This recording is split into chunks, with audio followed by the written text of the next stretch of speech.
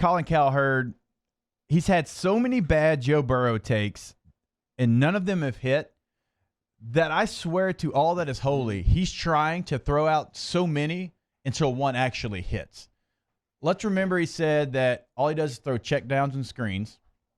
He literally was setting records for passes 20-plus yards down the field. It's like 63%, I believe, 20-plus yards down the field, completion percentage, which is mind-boggling. Yep. I mean, Matt, we've talked about it so many times. He probably thinks Drew Brees isn't good as well because of the screens. And LSU didn't even run any screen. Think about, do you remember a ton of screen? I don't even remember, any, really. Maybe you can count on one hand. That's already been proven wrong. Urban Meyer sat underneath him because, remember, Colin's got to be up on top. He's up in the space shuttle up there top, and he looks down. He was talking to Herbs. This was earlier in the season. He was talking to Urban Meyer. Okay. Didn't even know that he coached Joe Burrow at Ohio State. Had no idea. That's right. Was just dumbfounded when he found that out. So there's that as well. He's talked about his hand size, just like everybody else has. He also, there's just so many facts that he spews out there that I'd love to cover here. Let's go ahead and play. Who was he talking to, by the way? His audience. He just had diarrhea of the mouth by himself. By himself. Let's go ahead and play Cowherd 1. Joe Burrow yesterday, they measured his hands, and they're small, like a 9. And Joe Burrow's laughing about it. Why do you think they test this stuff? Why do you think they test this stuff? Small. Can I tell you what? If They're Joe small. From a guy that played college and professional football, I can tell you if his hands can grip a college ball, he can easily grip an NFL ball. So much easier. The NFL ball is got a natural tact to it. If God could come down and make a football, it'd be the NFL football. I agree with you. The college football is poo-poo compared to the NFL football. And I'm not talking about you can go get a official game NFL ball at the store. You can't get these ones at the store. The ones that you play with on Sunday are unbelievable. I agree with you. Didn't Patrick Mahomes tweet something about having a 9.5-inch hand or something like that? Yeah, and he said, I'm doing pretty well. Yeah. Yeah. And he talks about his arm. He's got a world-class arm. Joe Burrow doesn't. And it's just these takes after takes. Let's go ahead. Let's just keep going. Cowherd 2, please, Happy. We know that Joe Burrow's a decent athlete, not special. He now has small hands, and we know he's got an average arm, not great, and has Zach Taylor, who we don't know if can coach, as his counsel. He's probably right on the Zach Taylor thing. Yeah, I'm not talking about Zach Taylor here. We're talking about Joe Burrow. Decent athlete. All right, so if he's comparing him to Lamar Jackson, all right, I'll give him decent. Average arm. If you're comparing him to Patrick Mahomes, right? Maybe. I mean, if you're comparing him to Aaron Rodgers, sure. Everybody's got an average. I really arm. feel like that's how he's thinking. He's comparing him to the greatest to do each of those individual things of all time, which is just absolutely absurd. Let's go ahead and play 3. Joe Burrow is a good prospect. He's not a great prospect. He's a great story, and the media loves stories. He went on, and we didn't have the part where he's talking about, Dan Marino, great prospect. John Elway, great, prospect. Yeah, absolutely, because he's talking about arm talent. It's those guys could throw it through a brick wall. I understand that. But when you look at the numbers, and I'm pulling them up here. What? Look, Dan Marino's senior year. And I love Dan Marino. I wore 13 in high school for Dan Marino. 58.5% completion percentage, 6.4 yards per attempt. He had 17 touchdowns and 23 interceptions. John Elway, 64%, 8 yards per attempt, 24 touchdowns, 12 interceptions. Joe Burrow, as we all know, 76% completion percentage, 10.8 yards per play, or per attempt, I should say, 60 touchdowns, 6 interceptions. So how are you going to say those guys were great prospects and Joe's only a okay prospect? Yeah, I see what you're doing there, but you can't compare now to the past as far as stats. But we're talking about prospects, though. We're talking about coming out. I understand, and he's not looking at stats when he's talking about he's just saying eyeball test. Look at these guys. Where did the eyeball test, Colin Cowherd, get the Oakland Raiders for about 15 years? Yeah, no, he's got bad eyes. Colin does, for sure. I mean, to me, Joe Burrow passed the eye test, and I've been I was as tried to be as like skeptical as long as I could on Joe, but I mean, some point if you just watch it, you got to jump all in with the kid. He's a great prospect. What the hell's the difference between a great story and a great prospect? He made a great story because he kicked everyone's ass. Yeah. With pro throws, think about the throws that he made, and think about the pro pocket presence that he had.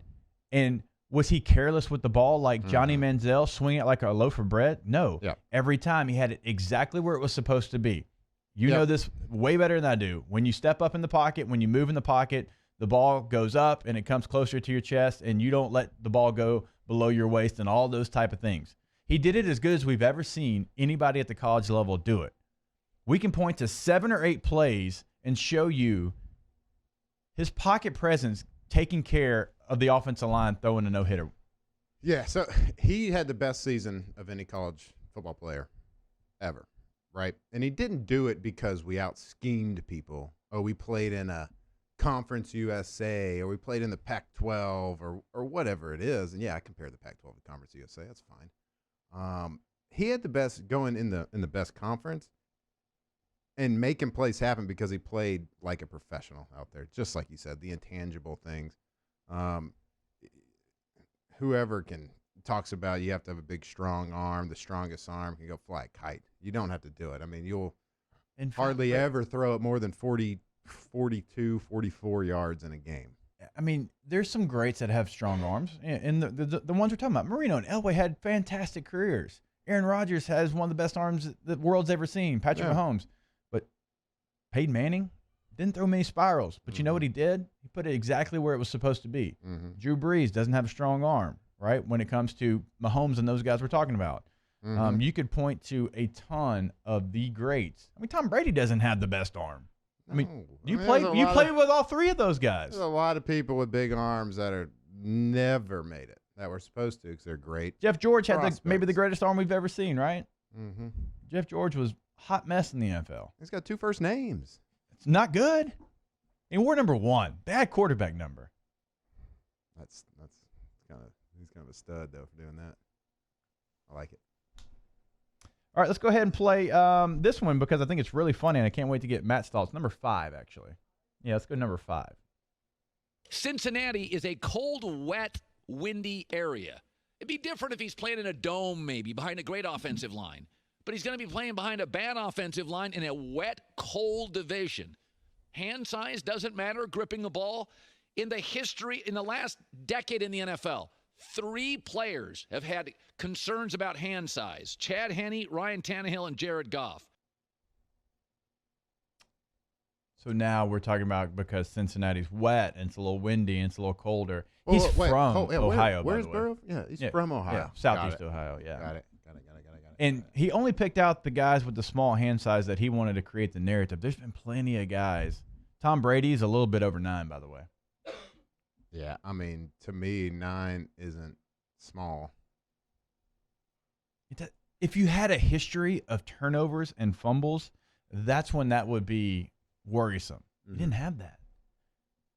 So the narrative that is the see-all, be-all, it drives me crazy. I would think that it's really a media thing. I mean, I understand that, but if this was the first take, if this was the only take that he had about Burrow, I'd be like, oh, okay, he's just trying to get clicks.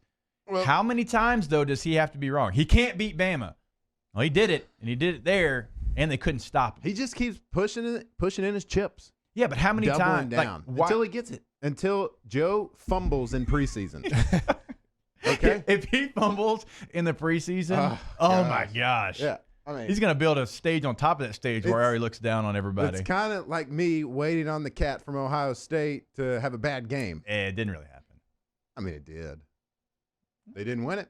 They didn't win it. I told. He also said that Vince Young reminded him of Tebow. Coming out of college, he needs to probably know that Vince was actually a couple of years, I think 3 or 4 seasons before Tebow. So unless you got a time machine, which again, that set looks like a spaceship. Maybe he does. Yeah. He graduated college like 3 or 4 years before Tebow entered into college. I think he graduated in 2005. And that would have been Tebow got to Florida in 2006. So they weren't even in college football at the same time. 04 was Vince Young's last year, correct? I think it was 05. I don't know. Either way. 04 championship? Hey, either way. He wasn't there. Either way. He came before. Stupid take by Cowherd.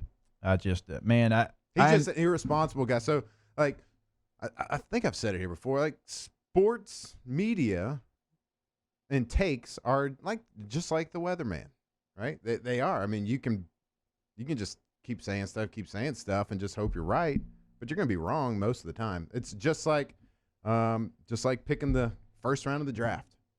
Like, make all the bold predictions you want. That's why I can come on here and just spew out the mouth just all these crazy bold predictions because no one's ever going to call me on it. But if I hit one, you'll know about it. Right? I'm going to throw up 8. And if I hit 1, my God, forget about those others. Like 7. Joe Burrow winning the Heisman before he even signed after seeing a tire wrestling match. Nailed that one. You did nail that one. Nailed that one. You literally saw one video of Joe Burrow, and you said he's going to win a Heisman. Yep. Nailed it. Lo and behold. Mm-hmm. I'm one better than Cowherd on Burrow predictions. And you've only made one. Yep. Only made one. He's made many. Mm-hmm. And he struck out every single time. Should I make another one? Go ahead. All right. He'll win a Super Bowl within 3 years. What?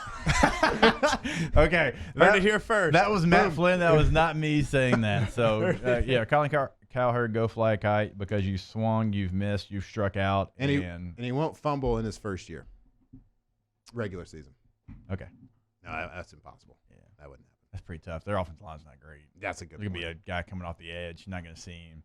And it didn't matter if he had gargantuous hands or baby hands. Mm-hmm. Probably going to fumble at least once. You know, I will say this. If you got a quarterback that has a big hand, it is a positive. But a small hand is not a negative. Like, Aaron Rodgers had, like, the biggest hand at the combine. Yeah. Like, it helps him. It does. I mean, I think that it was like 11 inches. Or like, it was big. It was one of the biggest, I think, in all of the combine. Not the biggest just quarterback. But, like, it does help him at a quarterback. But a small hand or a smaller hand doesn't hurt you. I think it allows him to be a little bit more reckless with the football because Aaron does hold it with one hand a bunch. Yep. And you can probably get away with that maybe a little bit more with not having sound technique. Yeah. Which that's not a criticism. That's the fact of it. It adds a little different element to your game. It's like as a quarterback, if you run a 4.4 at the combine, it helps you. But if you run a 4.8, it doesn't hurt you as a quarterback. Yeah. It's just one of those things that can help you, but there's no reason to take a negative out of it. I wouldn't want to run a 4.5 as a quarterback. And again, 9 inches is not a small hand. That means the Raiders are taking you. Yeah, you got baby hands.